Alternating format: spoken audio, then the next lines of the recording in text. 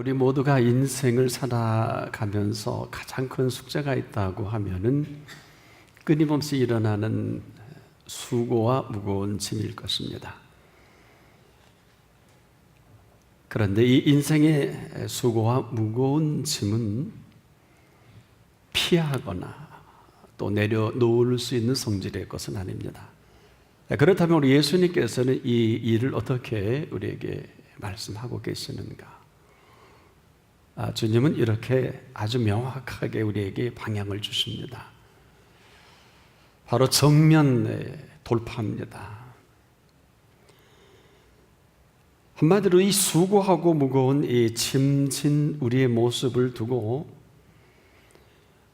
단도직입적으로 다 내게로 오라 이렇게 불러주셨습니다.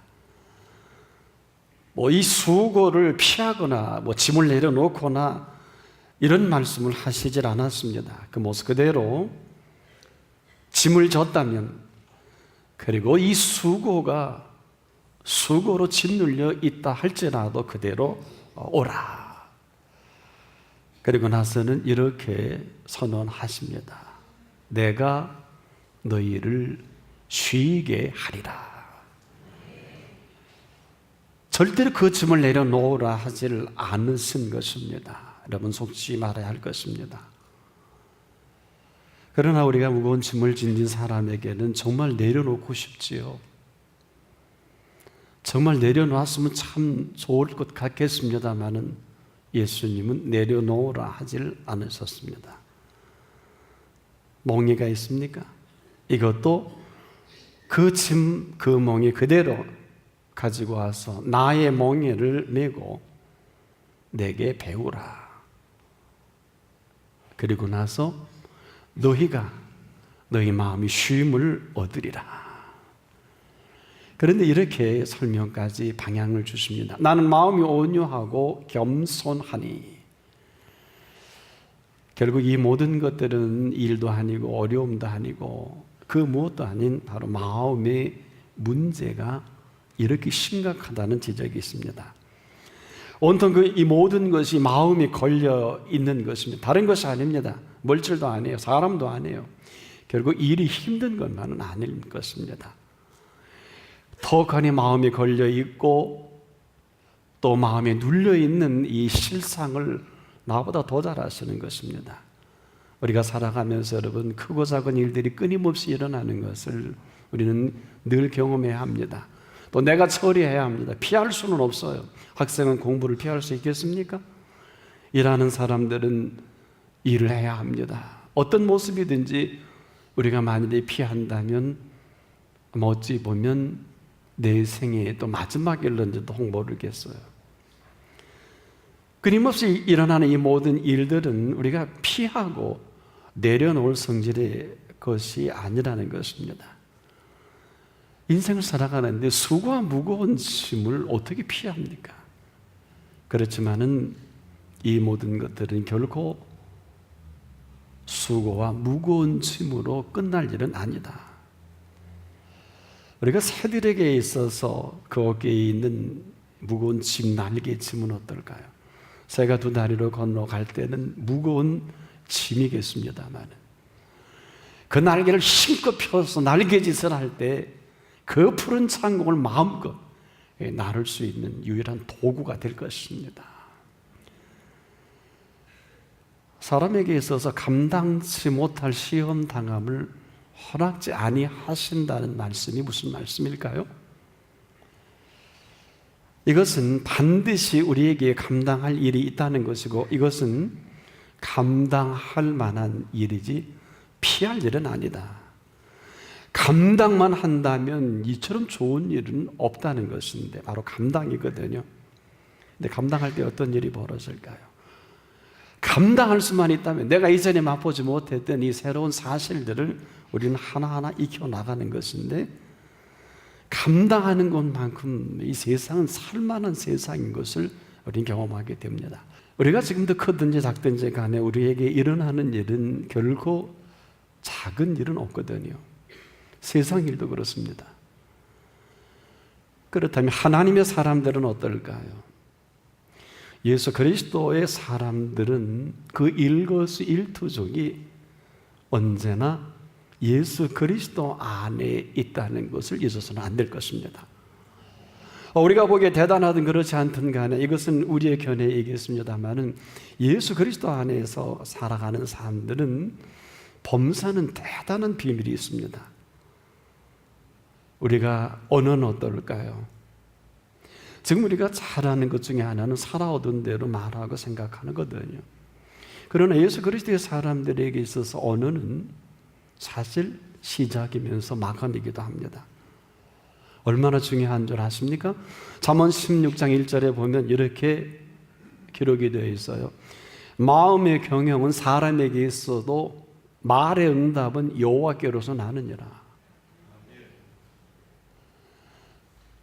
여러분, 이 짧은 절이지만 이 세상의 모든 구조를 하나로 정리한 말씀이기도 합니다. 사람은 무슨 계획을 하든지 마음으로 하거든요. 엄청난 계획과 오랜 시간을 걸려서 계획을 세워 나가는 것이죠. 그런데 그 세우는 일은 마음에서부터 시작을 하지만 그 계획이 현실로 나타나는 그때가 어느 때입니까?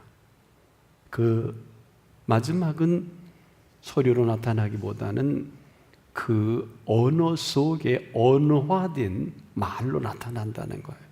우리만 잘 모르고 있어요. 그런데 이 언어화된 이 표현이 그대로 그 일에 대한 응답이라는 거예요. 여러분, 이런 말 들어보셨어요? 바로 마음의 경영은 누구라도 할 수 있어요. 사람이 다 합니다마는 말의 응답은 여호와께로서 난다. 무슨 얘기일까요? 마음의 경영은 누구라도 할 수 있지만 언제나 그 실체화될 때 그 결과는 언어로 언어화가 돼서 나타난다는 이 언어입니다. 근데 이게 무슨 얘기일까요? 우리가 지금 아무리 대단한 일을 계획하고 설계하고 오랜 시간 준비한다 할지라도 그 결과는 언어화된 그 말에 있다.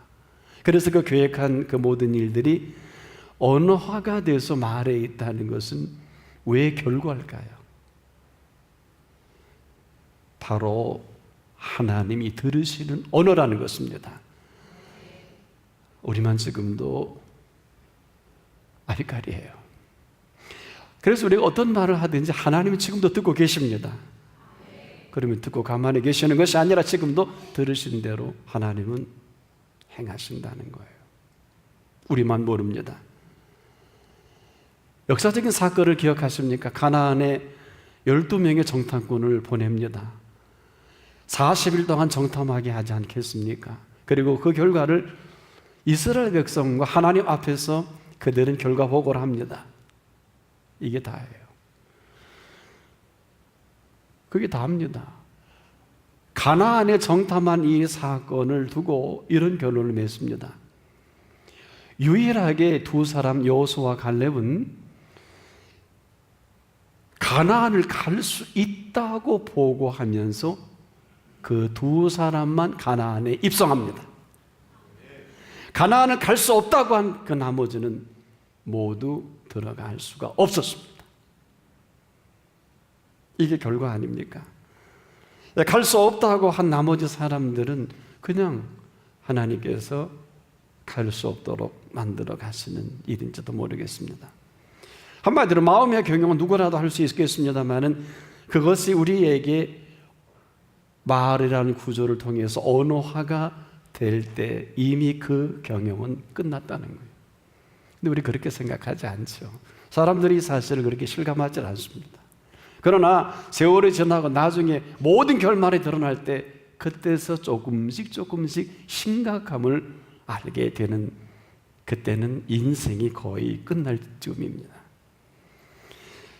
그래서 사람의 마음의 경우는 누구라도 할 수 있겠습니다만은 이것은 우리에게 준 특권이기도 해요. 하지만은 이것이 언어화가 돼서 우리의 입을 통해 나올 때 하나님이 들으신다는 거예요. 들으신 대로 응답을 하신다는 말씀이기도 합니다. 여기서 우리가 매우 긴장하지 않을 수 없는 이 실상이 있어요.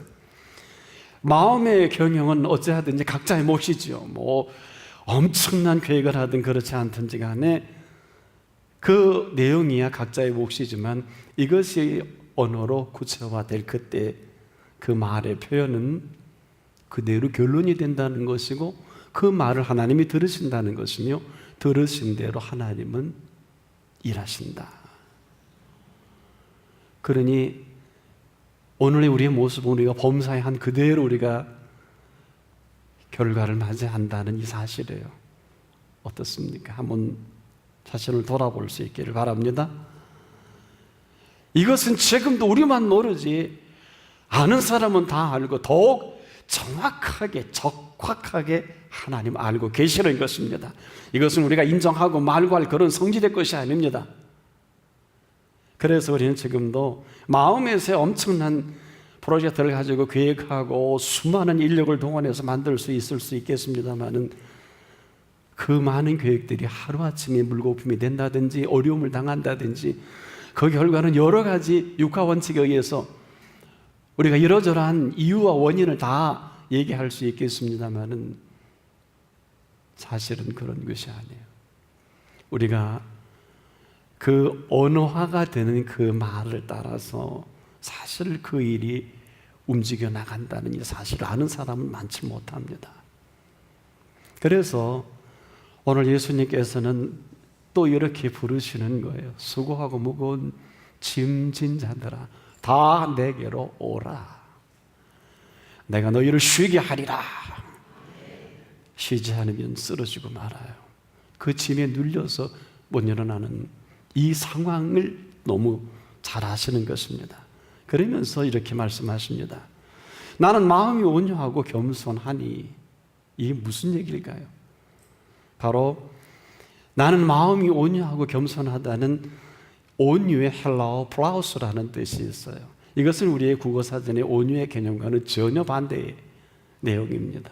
이 온유라는 플라우스는 길들이다는 야생말을 길들여서 내가 편한 말로 만드는 것 같은 뜻을 갖고 있어요. 나는 마음이 온유하다는 것은 뭘까요? 나는 이미 마음이 잘 길들여져 있다는 것은 오늘 이제라도 우리의 마음은 예수 그리스도의 마음으로 길들여져야 할 것입니다. 왜 그렇게 중요할까요? 하나님의 사람 모세를 세울 때 하나님은 엄청난 계획을 설명하지 않았어요. 그 엄청난 출애굽의 여정 자체라도 긴 설명하지 않았어요. 세워놓으시고 이렇게 말씀하셨습니다. 너는 마음을 강하게 하고 담대히 하라. 모세 사에게 마치고 여호수아에게 바톤이 넘어갈 때도 내가 모세 했던 것 같이 너 여호수아도 너는 마음을 강하게 하고 담대히 하라. 무슨 얘기일까요? 어때요? 모세도 하나님의 집의 사환이고 여호수아도 하나님의 집의 사환으로, 사환이 심부름꾼이에요. 사원은 일을 마음대로 처리할 수 있는 능력도 있지만 사환은 그렇지 않습니다. 그런데 하나님이 일하시려면 우리의 마음을 통해서 일하셔야 하는데, 모세를 통해서 여호수아를 통해서 일하셔야 하는데 그 근거가 뭘까? 전혀 길들여지지 않는 마음대로 한다는. 문제는 이 마음이에요. 이 마음이 어디를 향하고 있느냐? 마음대로 하면 그날로 끝이에요. 그런데 이 마음을 통해서 일하셔야 하는 하나님께서는 모세에게도 강하고 담대할 때 하나님이 하나님됨을 드러내 보일 수가 있습니다. 하나님 우리에게 이렇게 말씀하십니다. 한번 따라해 봅시다. 무릇 지킬 만한 것보다, 무릇 지킬 만한 것보다 더욱 내 마음을 지키라. 왜 그런 줄 아십니까? 생명의 근원 이에서 남이라. 이것은 오늘 살아가는 생명의 실체가 우리의 마음이 휘둘려 버리면 아무것도 할 수 없어요. 여러분 기분 나쁘면 어때요? 하루 일이 온통 우울하잖아요. 기분 나쁘면 결제 내기도 싫어요. 내일로 미뤄요. 기분 나쁘면 일정도 바꿔버려요. 여러분 그런 경우 많으시죠? 아무도 몰라요. 중요한 일이 있다고 바꾸는 경우가 얼마나 많아요. 그래서는 안 될 거거든요. 지금 이 마음이 생명을 세워가는 이 터전인데 우리가 이 마음을 너무 쉽게 빼앗겨 버린다는 것입니다. 그래서 지금도 우리의 마음은 어때? 나는 마음이 온유하고 겸손하니, 이것은 너무너무 중요한, 모든 수고와 무거운 짐은 내려놓을 것도 아니고 또 우리가 흔히 비워버릴 것도 아니에요. 비우면 또 들어옵니다. 깨끗이 소재된 집에 나간 마귀가 7마귀를 데리고 들어오잖아요. 더 중요한 것이 뛰어 들어온다는 거예요. 나만 몰라요.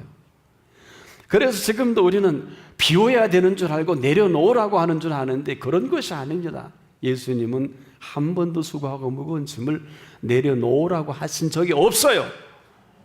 어떻게 말씀하셨습니까? 수고하고 무거운 짐진 그대로 부르셨습니다. 무슨 얘기일까요? 이건 정면 승부입니다. 바로 이 일 하나하나를 두고 내게 와서 어떻게 할까요? 아까 말씀을 드린 대로 말의 응답은 여호와께서 나느니라. 정면 승부를 거는데 우리의 이 모든 언어는 기도로 구체화되어야 합니다. 아뢰십시오. 전심으로 아뢰십시오. 구하는 이마다 얻게 하실 것입니다. 두드리는 이에게 열려줄 것입니다. 찾는다면 찾게 돼 주실 것입니다.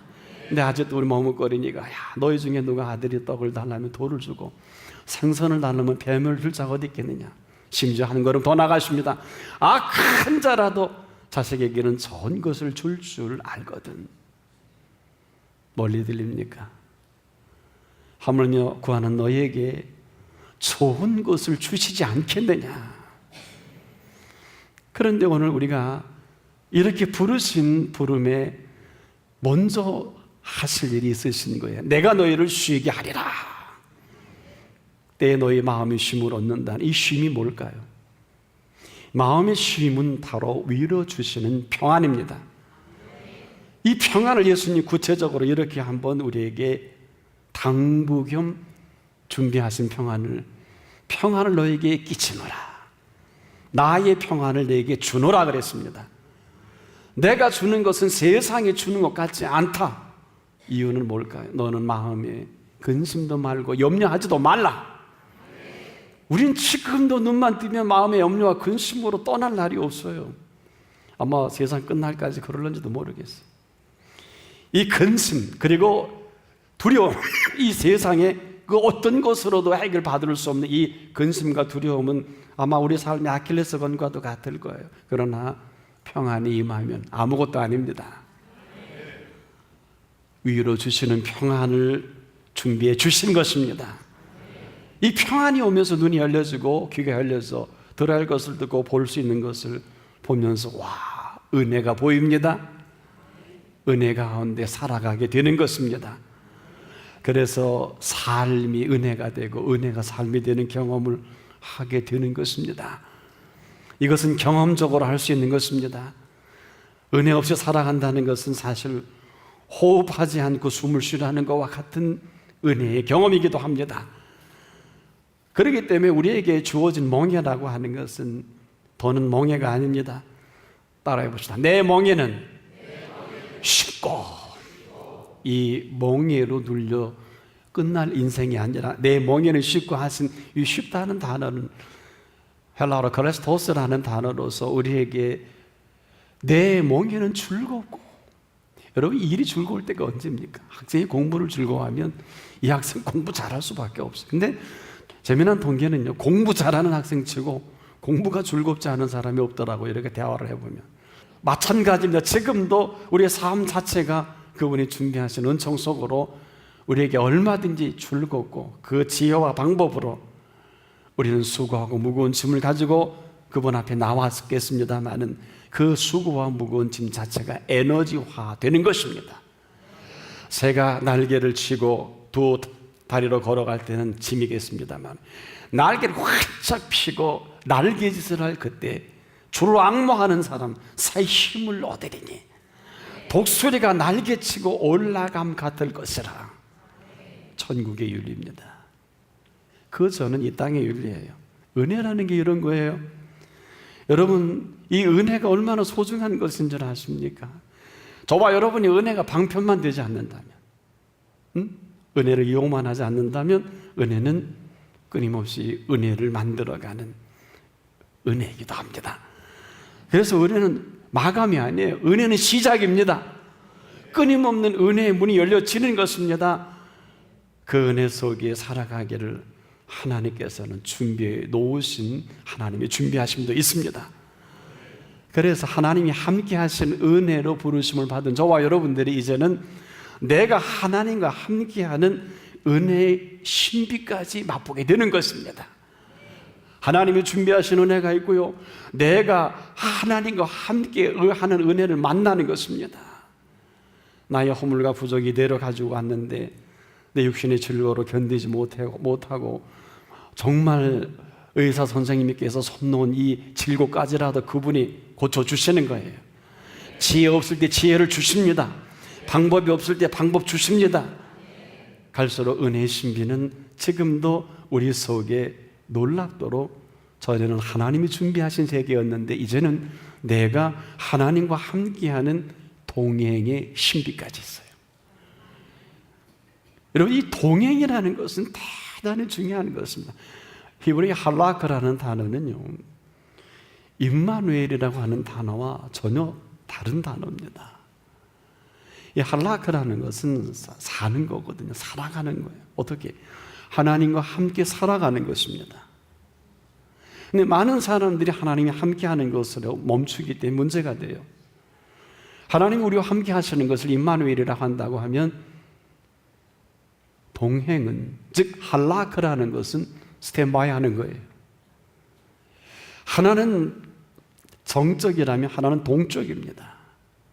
그러나 많은 사람들이 지금 이 정적에서 머뭅니다. 그래서 때로는 은혜를 맛보기도 하고 그 환상도 보기도 하고 은총의 신비도 경험하기도 합니다만 이건 정적이에요. 그러나 동행은 동적으로 하나님과 함께 살아가는 기쁨입니다. 그래서 히브리서 기자는 히브리 11장 6절 말씀하기 전에 에녹이 하나님과 함께 동행했던 이 기쁨을 소개하면서 히브리 11장 6절에서는 믿음이 없이는 기쁘시게 못하나니 반드시 그가 계신 것과 그가 자기를 찾는 자들에게 상 주시는 이심을 믿어야 할지니라. 동행의 비밀이에요.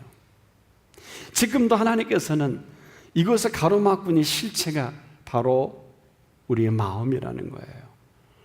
이 마음, 바로 이 문제된 이 마음이 다 삼켜버렸어요.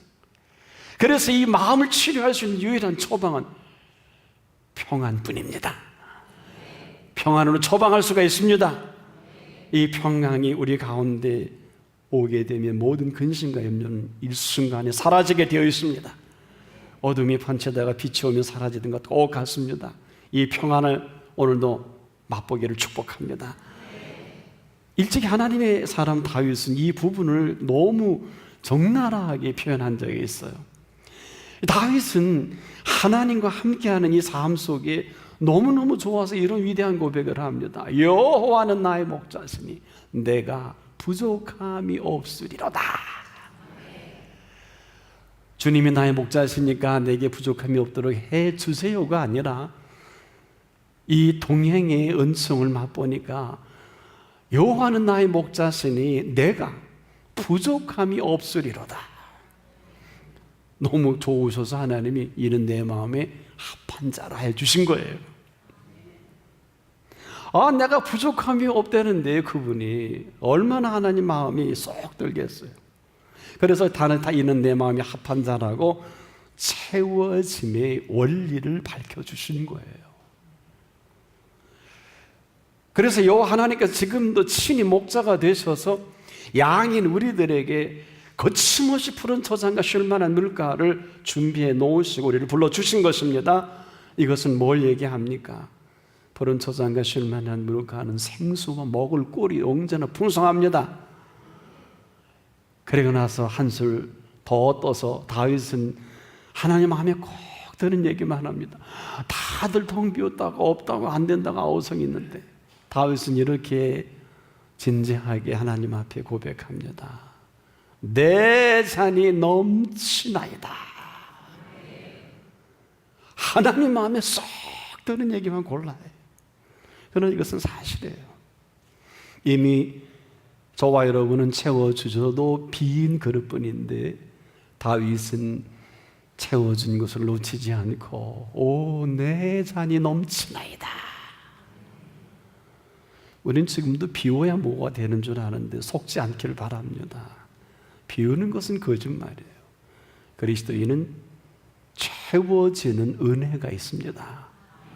내 잔이 넘치나이다. 이런 사람이 오늘 내 생애를 마감해도 여한이 없는 사람이에요. 우리가 지금도 정말 중요한 것들은 여러분 하나님이 다 해주셨기 때문에 내가 지금 보는 시각이 초점이 다르고요, 생각이 다른 것뿐이에요. 그리고 지금 내가 하는 모든 서 있는 것은 내가 말한 대로 서 있는 걸 아세요? 마음의 경영은 사람에게 있어도 말의 응답은 지금도 하나님이 하고 계시는 거예요. 지금도 마찬가지입니다.